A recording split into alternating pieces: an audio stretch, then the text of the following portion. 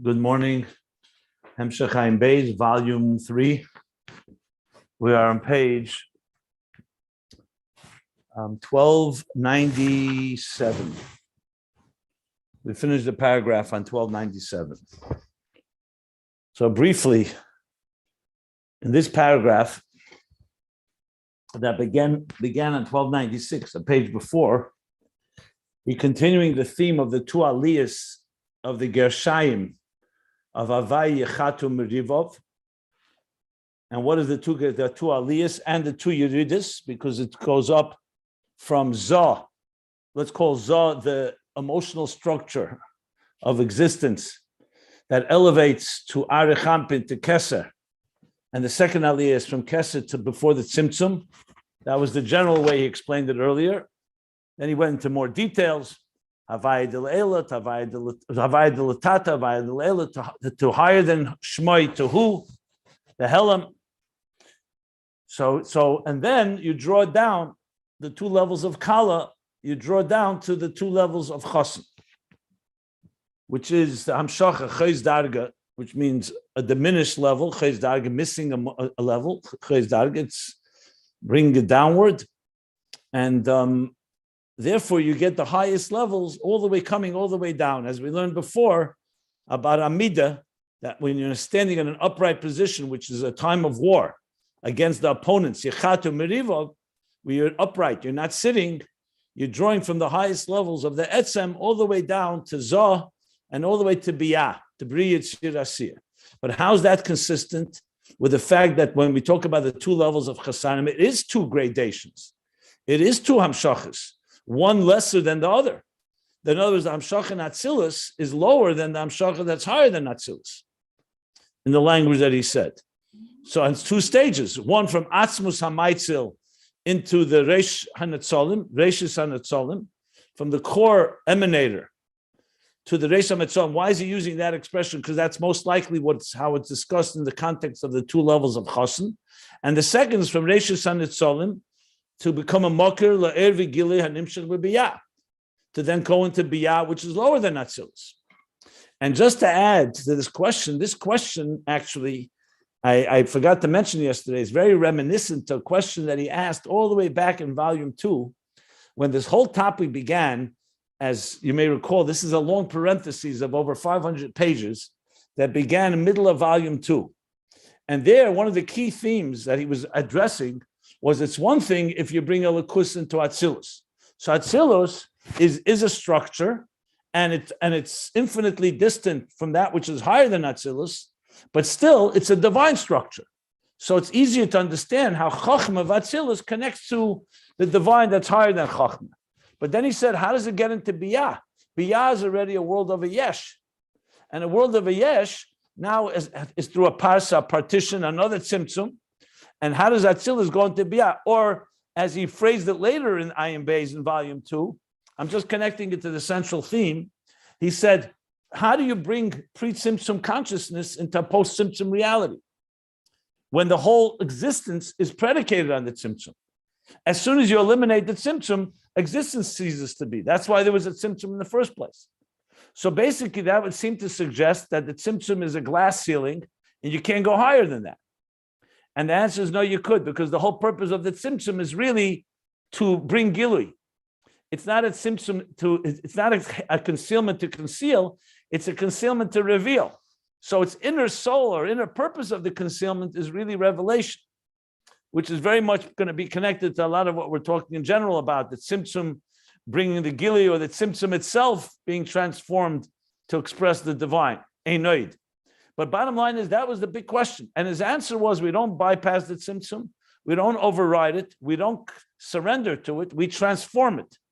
By transforming our very animal soul and turning it toward becoming harnessing it to become a channel for the divine, we transform it. And that's ultimately the answer, that we can actually bring Atzilus into Biyah through Aveda. On its own, obviously Atzilus is higher than Bria, and Bria is higher than Yetzirah.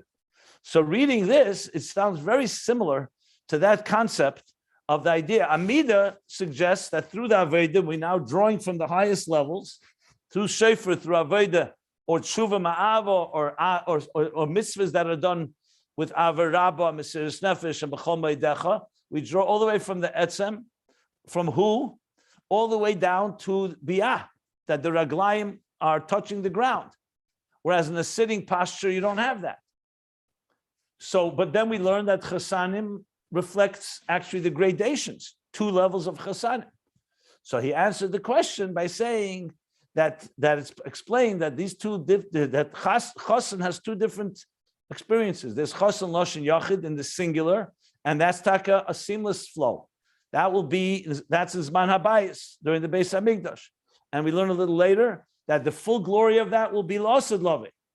When there'll be lo yikon nefeid merecha, no longer garments, there will no longer be this hierarchy, that the highest levels will flow into the lowest level. But that's only through the Aveda that transforms all these levels. Whereas when it says chasanim, chasanim plural, that's referring to Zman HaGolus. Zman HaGolus, even when we do Aveda and we draw from the etzem, we do mitzvahs, nevertheless, it goes through concealment, and therefore, in general, it's 2 amshachas. One from the source, from the Reishis HaMaitzil. From the Atzmus HaMaitzil to the Reishis HaNetzolim, and the second from the Reishis HaNetzolim into the source of Biyah. And that he explained is the difference, and that's how we understand also mitzvahs. That mitzvahs today is Yud-K and Vav-K, but the Yud-K goes through Vav-K and it's through Mem Tzadik, through the garment. Whereas the L'asad Loveh, it will all be a seamless flow. And then finally he said, Yesh lahasim zeh, we can also reconcile, we can also, lahasim, masim means to connect it with and make it, I used the word yesterday, to make it... reconcile? I just said the word reconcile. And I wanted more than reconcile. I used another word yesterday, yesh lahasim, to be masim, to make it consistent also, make it consistent with what we learned earlier about the difference between the 2 ways, ha'aras panim, that when we're drawing from the face has a glow. Here the face is referring to the panim. Zohar ampin is a face, is a small face. Arich ampin is a long face. Like he said, bli gvul. We learned about that earlier.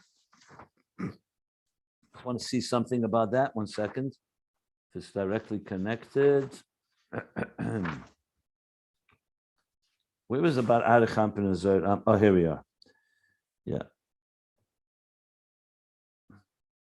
Spoke about on bottom of page 1280, but he also spoke earlier when he spoke Amfer Ravrava, and Amfer Zuta. That was here on page 1294, just 2 pages back. So he spoke about the 2 levels of the face, Ponim, and Vayavar Havaya is higher than both faces. Amfer Zuta, Amfer Ravrava. Yeah. Higher than the tzimtzum. Okay. So you have the panim. So in the ha'aras panim, there's 2 levels. When a person's face is glowing, there's the forehead and then the cheeks. Now they both don't have hair on them, as we learned earlier. So they both are a reflection of a deeper level. But there's a distinction, he said. And just to sum up, there's mitzcha, the atika, the forehead of atik, and there's trein tapuchim. The zivuga shlim, the total union of Yichud Abba ve'Ima in its fullest sense of the word reaches the Metzach of Ak, and that was Nifsek Bizman HaGolus. In the time of the Beis Hamikdash, it was there, but by Bizman HaGolus, Nifsek, it paused, it stopped, it ceased. And Trein Tapuchin, which is not a Zivuk Shalim, is also a reflection from a higher level, but that could also be in the time of exile, time of Golus. And he said that's in times, Eisrotzen, auspicious times. Neshamas Chadoshes that come from other Medicine that didn't come down yet are also a reflection of that level. And he says, so that's the difference. Metzach da'ak atik, which will be primarily la'asad love in the full glory, that is a seamless flow and there's no hischalkus, madregas, like he says. That's primarily l'asad love and Bizman HaBayis me'ein zeh, like he brought from the Mishnah Chassidim, a taste of it. That's why in the Kodesh Kodashim we see Makam Ha'arim Eina Min Amida. it's space and no space all combined in one. But when Tvein Tapuchim, there the Hamshacha is also coming from the Etzem, but it's in the way of concealment. And therefore, it comes down to levels. And as I pointed out, Tvein Tapuchim is like two, like similar to Chasanim plural, and Metzach is one. He doesn't say it explicitly, but it's pretty jumps out at you when you see it. And then we conclude at the end of the paragraph that this is now Hashem Yechad Merivov, that it's the Tam is Gershayim, the two Aliyas and the two Yeridus, drawing from Atzmus all the way into Atzmus Ein Sof into Zah. And that's why it has the power to eliminate all the opponents, all the judgments. And even though it becomes Beisalmus, but it's still the Hamshacha from the Etzem, and that's why it eliminates all the prosecutors. And compared it to Torah that comes down below, but does not absorb Tumah, impurity.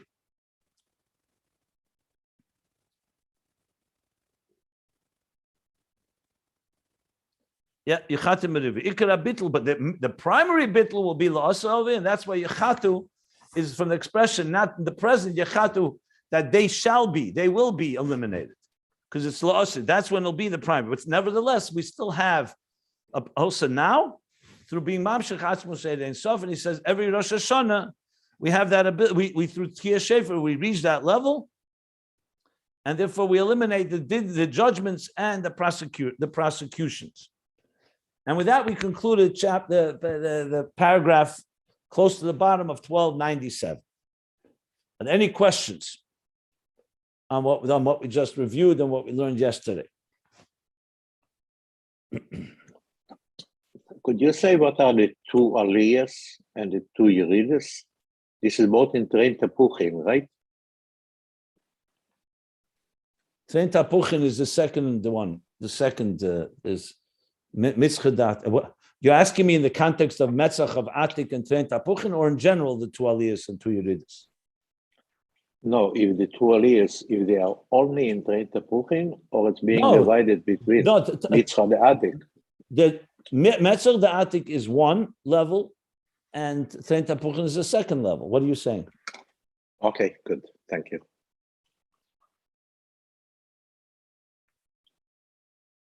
Or rather, I should actually qualify that. Let me qualify that. No.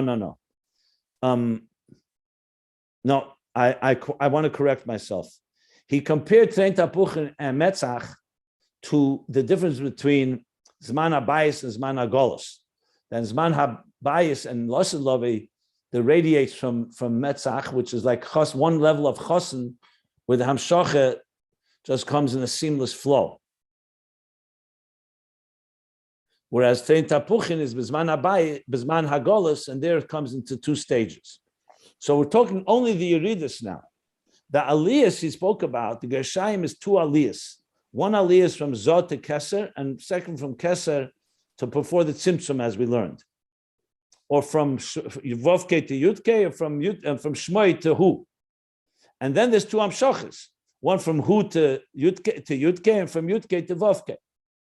So the question that he asked was, that when you come to the Yeridus, does it go through two stages, which is diminished, or does it go one seamless flow? And the answer was, it depends, Zman HaBayis or Zman HaGolus, La'osed Lovi or now. That's the vart. So he does not, I would not associate necessarily the Tvein Tapuchim and the Metzach to the two Aliyas and two Yeridus. He doesn't say that.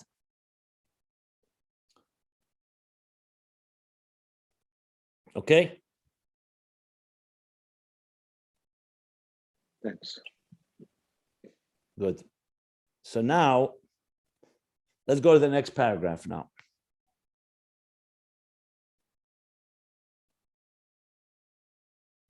Yeah, because the two aliyas, obviously, that's through Avodah. You have to go through two aliyas. Because you're standing on the level of Zah. So first you need to have these abundance, like he said, the contemplation that it's all nullified. You want to be absorbed in the source. Then comes the second aliyah where you're completely, there's only the source. And everything is nullified altogether. Then the Hamshach is, there's two ways. The Hamshach can come down Atik, right? Two stages. The second aliyah. No, I didn't say that. It doesn't say that anywhere. I just said that doesn't say that anywhere. So anyway, and then it comes to the Hamshacha, there's two ways. The Hamshacha could come in two stages, which is today, or the two levels of Chassan, or it can come in one seamless flow, which will be Losad Love, and a taste of it is Zman Habayis. Now, he does not speak about Metzach he doesn't speak about Metzach of Atik and Tein Tapuchim in the context of two Aliyas and two Yeridas. Only the way I just explained it. Whether the Hamshacha comes straight from Metzach of Atik and all the way down, or it goes through Tein Tapuchim, which is then it's like two Hamshachas or two Yeridas. He doesn't speak in the context of Aliyas. So therefore, he does not say that Metzach of Atik is the second Aliyah and the first Aliyah is Tein Tapuchim. Can you say that? It's possible, but he doesn't say it explicitly. If anything, he said the Zoh elevating to Kesser is Aliyah 1, and Kesser elevating to before the Tzimtzum is Aliyah 2. So can you say that in Kesser itself, those two? Could be, but he doesn't say it explicitly here. And therefore, there's no reason to push it. Yeah. Even though, as I said, you could say it and maybe make it Geshmaka that the Hamshachas also come that way, but I don't know if that's the case, because then if from Atik it comes from Atik, then there's no two Hamshachas, there's only one Hamshach. That's what he says. It's not two Yeridas. Okay. When you said that the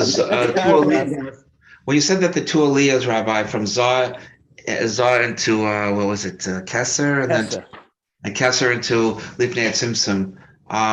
What about the Aliyah from Olam Hasiyah Hagashmi that we're in? Isn't that really the first Aliyah that we have to get into Zoh Batzilus? He didn't mention it here. Most likely, when you're dealing with Zoh, you're really dealing with Elikus as it relates to existence. So it relates to Biyah as well. But he didn't explicitly say that. If you go back to where he spoke about the two Aliyahs,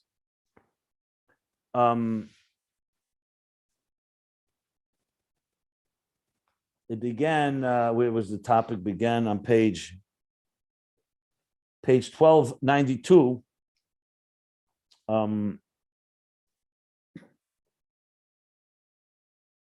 At the bottom of the page where he starts talking about the two Aliyahs.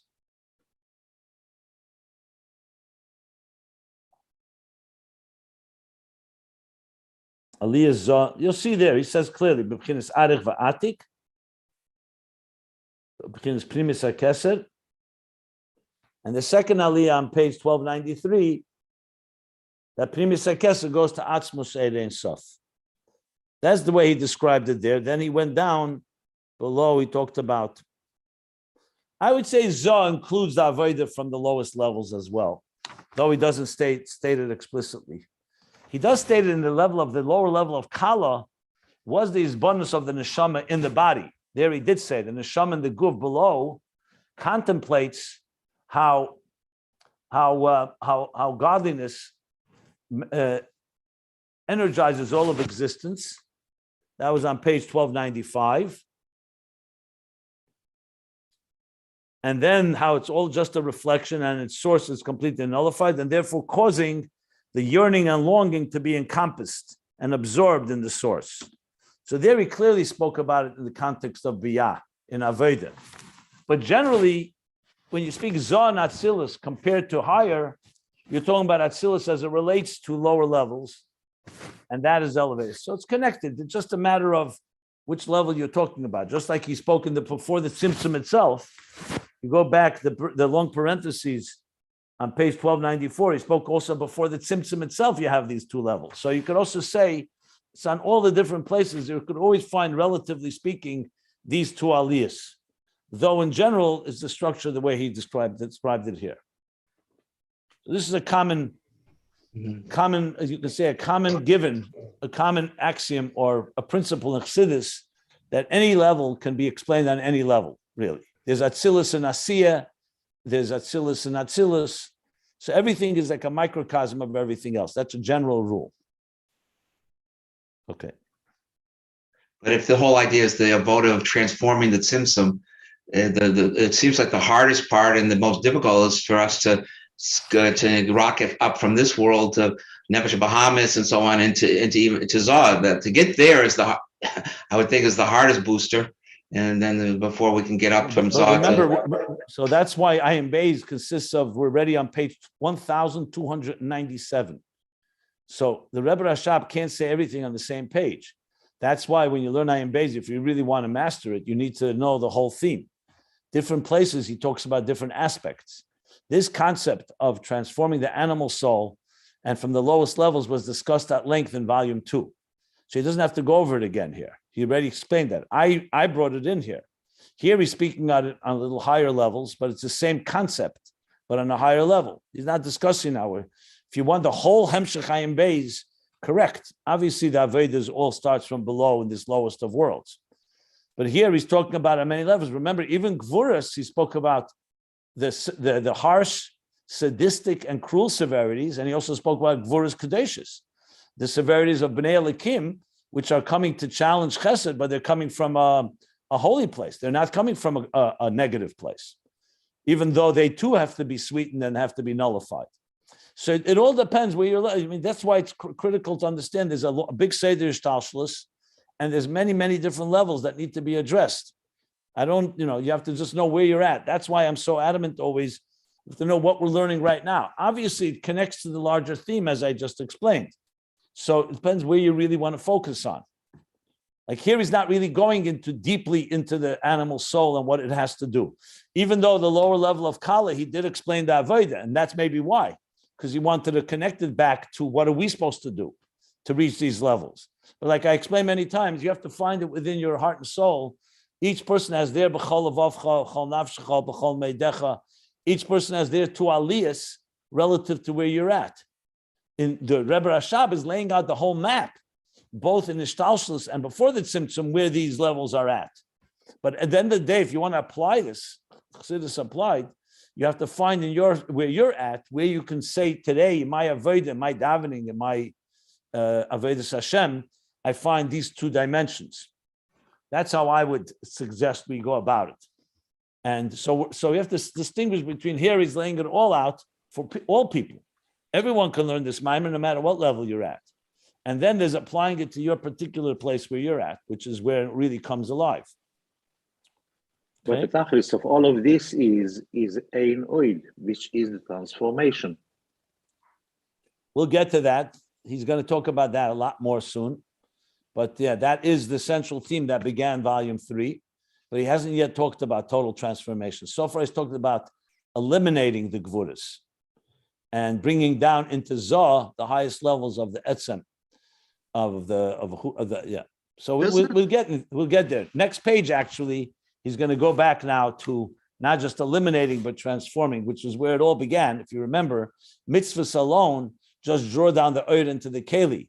It's the mitzvahs that are done by Ava B'chol Meidecha with Mesiras Nefesh, and Simcha Shal Mitzvah that actually draws from the Etzem downward, more than just Ohrus into Kelim. But we'll get to that. And then the Asadov is when it's all revealed. So it's all part of a larger puzzle. And hopefully we're organizing it and understand each piece as it goes. It's a bunch of pieces. And you just, to really, as I said, to understand it well, you have to know what you're focusing on. You can't focus on everything all the time. And most importantly, apply it to where you're at in your life. That will make it, that's when it really comes alive, as I said, and that's when you'll understand it best. To understand the mathematics of it and like the mechanics is interesting, but it's going to firstly be very abstract and it won't be practical. It'll just be memorizing lines, like, what's what, what's where. You don't want to just memorize a map. You want it to find in your life where this is located, the local experience of all of these levels. Thank you for the clarification. That was good. Thank you. Sure.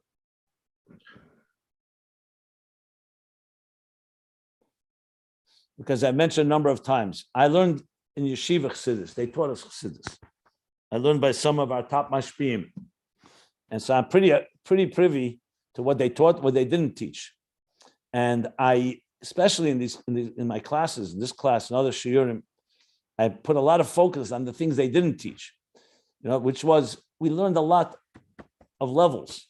There was a time where I knew the map inside out from beginning to end. I memorized it before the Tzimtzum and after the Tzimtzum, and I looked for every piece. I had a whole map, and I still know it. But then when I came to realize that it's not a map, it is a map, but it's right in here, and understanding how it is in your life, that's when it really changed everything. And that was not taught in most cases. People learn Maimorim and they learn the levels, and some of them people know the levels brilliantly. It's like a mathematician or like a heart surgeon can know every detail of the heart. But the question is, does he have a heart? Is he a compassionate person? He could or could not be. And that's a big difference between knowing everything. It's like knowing the price of everything, but the value of nothing. So it's about not just knowing the details, which is why I keep focusing not just to know where each place is. Obviously, we need to know and place it all. Zah and Tren Tapuchin and Atik and Lifnei Tzimtzum. There is placement, but at the end of the day, you want to bring it back to where it is within our psyche, our avodah, and where we are at.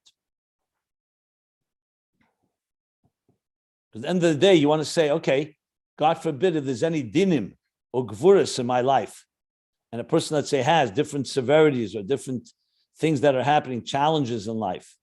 We all have our difficulties, we all have our dinim.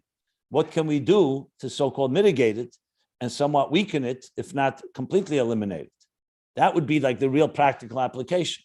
What did we learn from here that we can do to reach the deeper levels, to bring it back down to this world, that where we can eliminate, or at least weaken and somewhat tame some of the more severe things or judgments. I mean, God forbid, Hashem Yishma, people, God should protect us all from any of them. But when they do come our way, how do you deal with it? This is a common issue, dealing with pain, with loss, with suffering, with agony, with tragedy.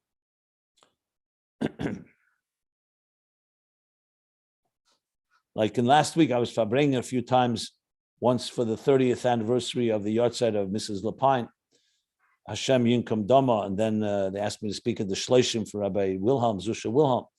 So though I didn't quote Ayin Beis, but the ideas that I spoke about, which I spoke about much more in practical terms to help people get through these difficulties, it's essentially coming from these themes. That's about reaching deeper resources and deeper places to be able to come and draw from there to deal with situations where we need extra strength, where we can't just get by with a regular routine avodah, because that's ultimately what happens. When we're dealing with a challenge, we have to dig deeper to find deeper resources. There's no way around that. That's all healing comes from that. And that part, frankly, was not taught to us. When I was learning Chassidus in yeshiva, they never brought it home, give us a practical application in our lives. So why? I can't tell you why. I mean, I have my theories, but it was very detached. It was like almost like a dissonance. You learned ideas, and now, okay, so Chassidus refines the avir, refines the environment. I'm not looking to be critical. Unfortunately, most of our yeshiva is still doing more or less like that. Check it out. Check out your children and grandchildren. Ask them pshat namayim Chassidus, and you'll see some of them know exactly what it says. Ask them to apply it to their personal lives, and you'll see what I'm talking about. I mean, I don't need to prove it. It's pretty obvious, but so we have to correct that, and that's why we learn Chassidus in a way that we have to bring it in that personal fashion. But you could see when we learn this, you could see the temptation, how easy it is to get seduced by the philosophy of it and the concepts, and stop there. That we can see all the time. You see the Rebbe Rashab is this brilliant mind, and he speaks about it in such a powerful way. You could just get locked up there. You could end up being like a chess game, so you mastered the mathematics of it. Okay, enough said about this. Let's read on. Let's learn on. But from time to time, it's good to remind us. The way that you explained it in both situations from last week, it was very beautiful. And even a person that is not in this level that could really feel it, but knowing it in the way that you explained it, makes it helps. God forbid, it should never happen to any person, but when it happens, it helps to every person if you learn it in the right way, the way that you explained it. It helps to feel it, to ease the situation. If I may add, it's quite a few people who write essays in regular day-to-day life, and it's all taken from Chassidus. Yeah, absolutely. That was the purpose. There's nothing like bringing Chassidus down to practical levels. And I found those essays over the years, tremendous stuff. People wrote things excellent. I mean, different essays, some were better than others, but some of them were creative and innovative, how people took a mimer and explained it. I mean, dealing with things like, I remember one about overeating, excellent one. I remember one about beauty. It was called Ageless. It was a #1 winner, I think 2 years ago. And some of them were excellent. And what was so much nachas from it that I had personally was that others did it, not me. That you motivate, you challenge people, and they can bring out the best. I have no doubt each of you could do it very well if you really pushed yourself and you were compelled to do it. And I'm sure you do it in your lives. You speak to people, you host people, and so on, and even to yourselves, to family members, to relatives, to strangers. This is our gift. I mean, this is the ultimate spiritual and psychological blueprint for life, right?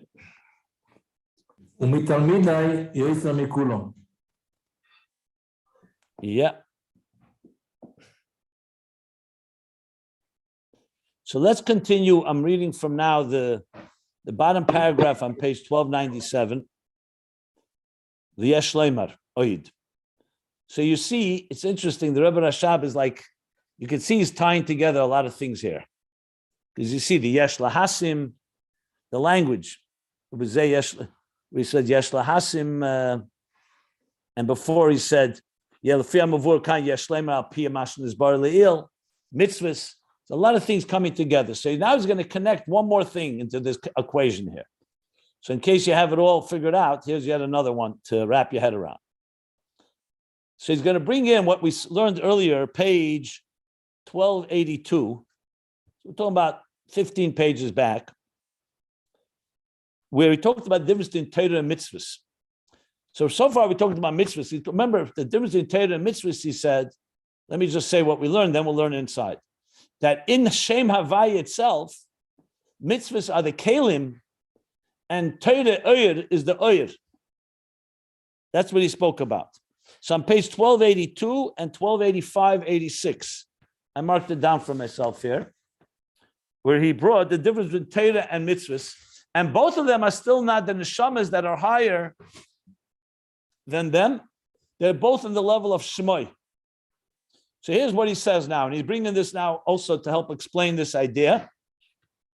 And when we finish this paragraph on the next page, then he's going to go back to Havaya Chatam Rivav to talk about not just eliminating the judgments and the severities, but actually transforming them. So this paragraph is one more piece in the puzzle here. So he says, V'yesh leimer oid. And we can say furthermore, or we could say oid, additionally. V'yesh leimer oid b'zeh.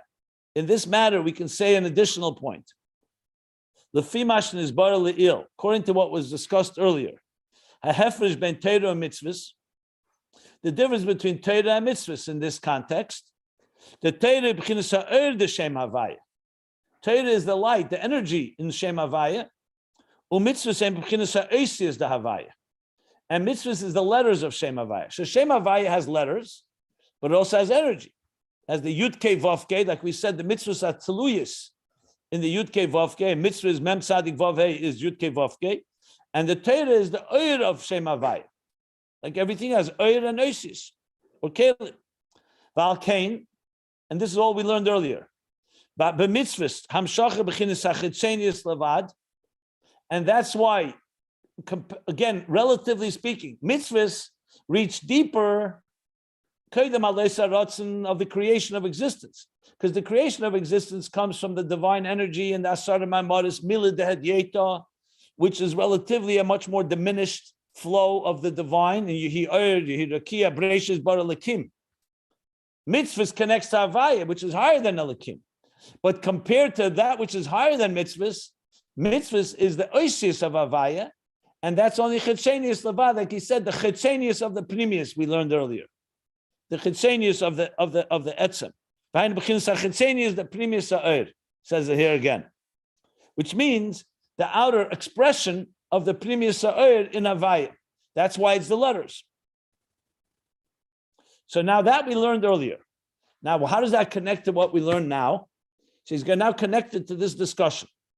Yeshlemer, the Mishum Zeh, that due to this fact that Torah is Ohr, the Ohr of Havaya, and Mitzvos is the Oisius, the Chitzenius of the Pnimius, and Torah is the Pnimius of the Pnimius. That's Mishum Zeh, but Torah had a dividend Torah Eina Makablim Tumah. He's going back to the line he said before, and now we understand why he mentioned it. That's because of that, Torah does not retain any tumah, any impurities. It does not absorb. It does not assume it. Mitzvos yachaliyas achiza, but in mitzvahs there could be an achiza. Meaning, in a mitzvah there could be an association. Something can be matama, something can toxify, can somewhat defile. And he gives an example. Kamaimer hamani de rabbanon, the bolimenayu, referring to the mani, which is the garments of the rabbanon, garments of the clothing of the rabbanon. The bolimenayu, that bolu comes from the word deteriorate, not deteriorates, that not erodes. What do you say when clothing becomes not creased? Tattered? The bolimenayu. Threadbare. Like it says by the when the Jews were in the Midbar, it says that the Anani Yaakov, the clouds of glory, made sure that the clothing was not bolu, did not. The question is how they keep. They only had they were traveling. So how did they have garments that remained with them? So it said it would like refresh the garments. Wore out. Yeah, bolu is wore out. That's the word. Bolu is wore out. Right. Good word. Yeah. So what do you see? That since mitzvahs are connected to garments, v'hainu, b'chinas halavushim de mitzvahs, what's it referring to? We're not just talking about physically worn out, that the garments of mitzvahs, like he actually explains in Tanya as well, chapter 5, that Torah, he says there is mozen, it's food. It's also garment, but it's also food that's internalized. Mitzvahs are levushim, are like garments. Sheyachali is b'zeh achiza. There could be an achiza. Now, let's elaborate what that means. Like it says elsewhere. Now, even halachically speaking, I'm just thinking for a moment. For example, you do a mitzvah, let's say tefillin, or tzitzis, or any mitzvah, physical mitzvah, tefillin could become impure. But then the question is, does anyone know the din? Can a sefer Torah that touches, let's say, a mess or another tumah, does the sefer Torah, does the klaf, does the very sefer Torah become tameh? I'm just wondering.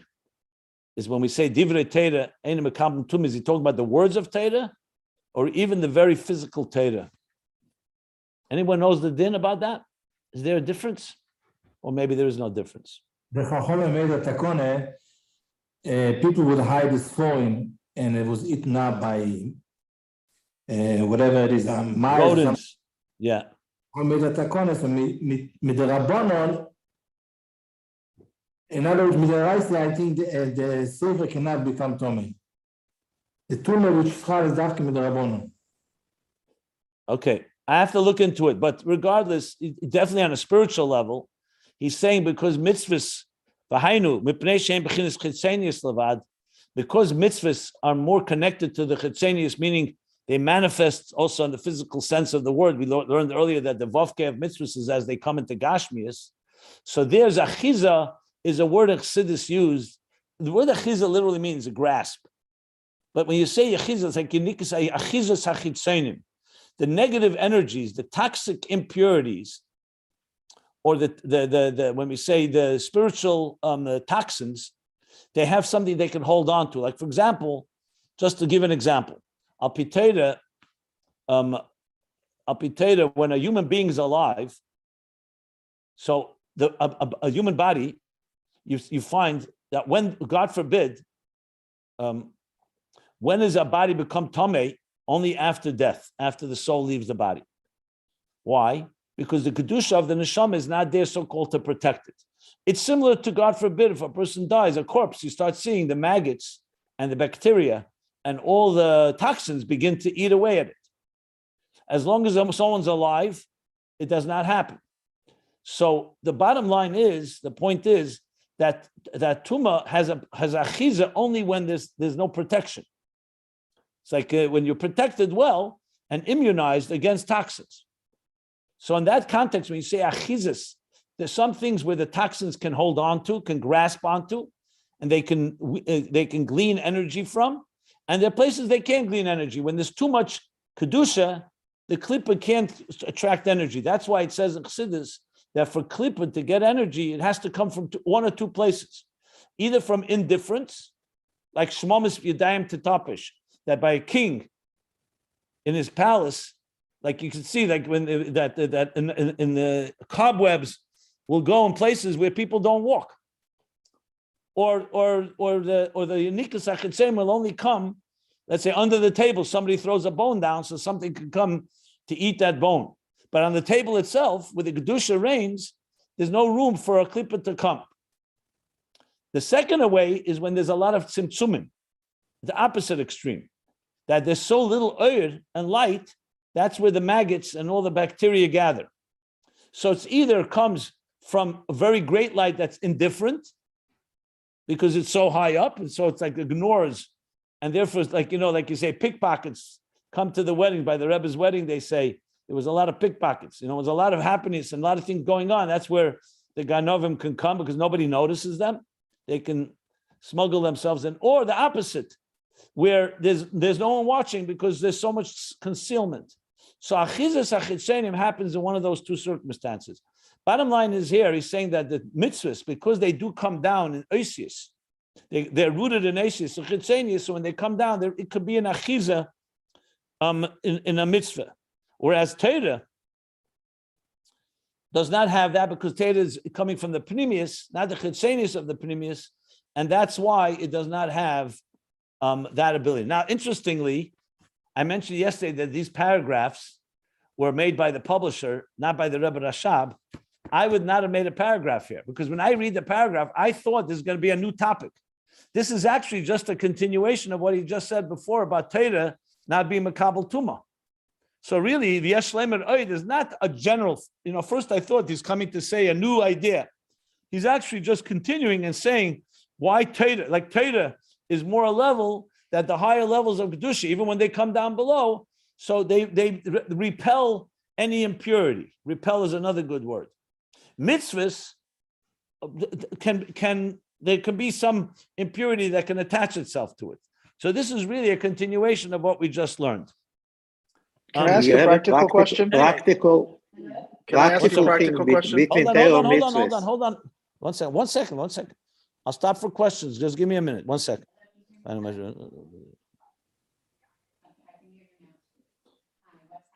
just want to see what the next line is. Mitzvahs. 1 second. Hold on. Example. Hold on.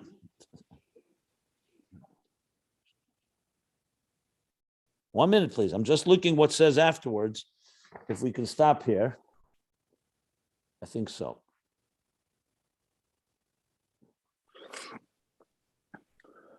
Okay. Yeah, go ahead. What questions would you like to ask? I had a question, which is exactly what Rabbi Tachta was going to.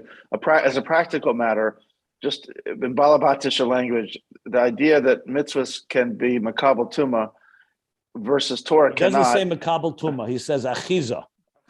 Hold on to it. Okay. I'm not sure what the difference is. The negative forces can have a hold there. Whereas in Torah, Lemashal. Rabbi Yitzchak brings the same idea. Lemashal. Yeah, but bring us an example. But let me ask if I can say, is it because the mitzvahs have to be performed by us in the chitzenius in our world? We have to bring it and we have to do it. So it depends on us. It's not independent per se. Whereas Torah is independent, but mitzvahs we have to do. So yeah, but you could say we have to also learn Torah. So No, but Rabbi Yitzchak, where do you see that mitzvahs they have an achiza? Just give me an example. Well, I'm thinking like this. Let's say I want to give tzedakah, And I don't know, but I give tzedakah, but I do it because whatever, I want to puff up my ego, feel like a big man, or I want to say I'm better than someone else, chas v'shalom, or something like that. But Torah is the same thing. Torah is the same thing. You want people should respect you. Right. Largamai mehu. Well, that's not your learning. That's how you show that you know it. But the learning itself is between you and Torah. No, you love the logic. You love the intellect. You're doing it for ego purposes. Mm-hmm. Well, maybe Rabbi Jacobson can chime in here. Yep. Since he says it's written elsewhere, my advice, instead of speculating, is we find out where that elsewhere is and see how it's explained. I do recall this topic. I just don't want to say it until I look it up myself, to be sure.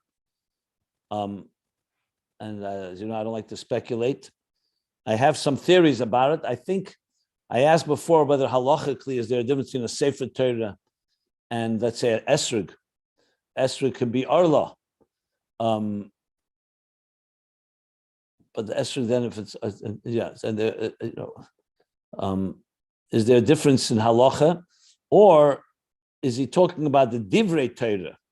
Because yesterday I asked a question. I see nobody noticed that. Maybe I said it says in the Gemara that a person who learns Torah not properly nasa samovis. Samovis means a toxic poison, a deathly poison. So that sounds pretty clippant to me. So I suggested yesterday that maybe he's talking about the person, whereas the Torah itself, the very words of the Torah, no matter what happens, they can never become impure. You can use that for impure reasons. There are people who use the Torah for very nefarious purposes. There are people menuvel b'reshus ha-Torah.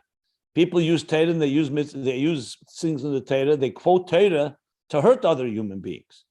So clearly, people can definitely use Torah for the wrong thing. The question is whether the Torah is makabel tumah, not whether a person can use it for destructive purposes. We see this all the time, that people use Torah. We learned earlier that people use Torah to just justify their achzarius. They're cruel people, and then they use the Torah to say, let's punish someone because he did a crime. Their intention is completely cruelty and sadism. But the Torah doesn't receive. The question is, what does that mean? Does a mitzvah, since a mitzvah is much more connected to the physical reality, so to speak, or like he says, chitzenius, what does it mean that there's an achiza there? So I want to look it up, and I will talk about it more. I said what I could say right now. I want to look inside to see how it's explained elsewhere before we really explain it properly. But he definitely makes the distinction, like almost mitzvahs seem to fit more in the mem tzadik vav hey bizman hagolos.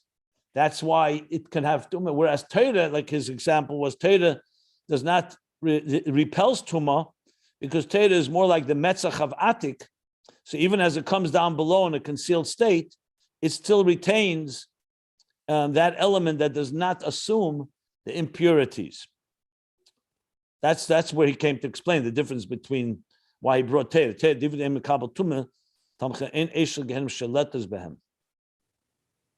is it? So I want to look it up and see what I find on this. I'll let you know what I find.